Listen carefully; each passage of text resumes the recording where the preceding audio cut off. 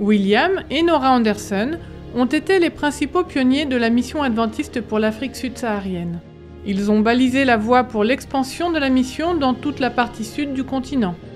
Après s'être dévouée en établissant l'œuvre dans plusieurs pays, Nora a succombé à la fièvre bilieuse hémoglobinurique en Afrique du Sud. Plusieurs années plus tard, William s'est remarié avec Marie-Élisabeth Perrin. Le couple a œuvré en Angola de 1924 à 1933. William a utilisé son expérience et sa position de superintendant de l'Union angolaise pour faire progresser la propagation du message évangélique au cours de ces 9 années. Les Anderson ont exploré de futurs sites dans le but d'y établir des institutions missionnaires. Le travail était trop important pour eux seuls. Aussi, d'autres missionnaires sont-ils arrivés en Angola pour soutenir l'expansion du message adventiste. De nouvelles stations missionnaires ont été établies dans l'est du pays, à Lucus et à Luz. Elles offrent des soins médicaux et de l'éducation.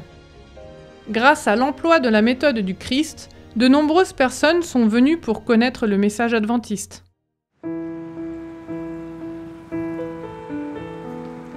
Aujourd'hui, l'Angola abrite plus d'1 demi-million d'adventistes du 7e jour. Statistiquement, une personne sur 59 est adventiste. L'une de ces personnes est Joël. Au cours de sa vie, Joël a examiné les enseignements de plusieurs dénominations chrétiennes. Il se posait beaucoup de questions et ne se trouvait jamais tout à fait convaincu par leurs enseignements. Mais il s'est inscrit dans une congrégation. J'ai eu un problème avec ma voiture. J'ai perdu le toit. Mais j'avais un ami, Chakati, qui était ancien dans l'église adventiste.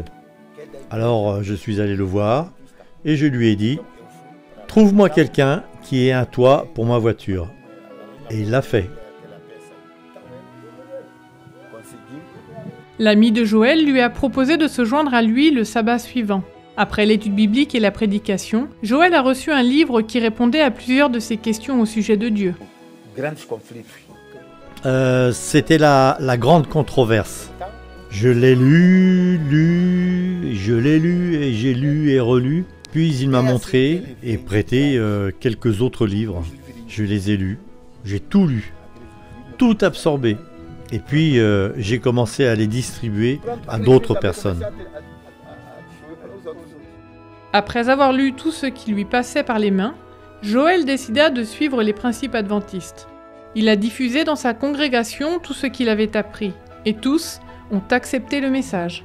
Aujourd'hui encore, il observe le sabbat et continue à étudier la parole de Dieu. Le message adventiste se répand en Angola de plusieurs manières, mais il y a de nombreux besoins ici.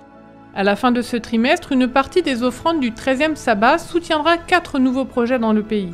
Depuis celui de construire une église et une école primaire dans un endroit, jusqu'à celui d'établir un centre de conseil contre les violences domestiques à un autre endroit. Vos offrandes aideront à la prise en charge des nécessiteux. Merci de soutenir ces projets afin que davantage de personnes puissent connaître l'amour de Jésus en Angola.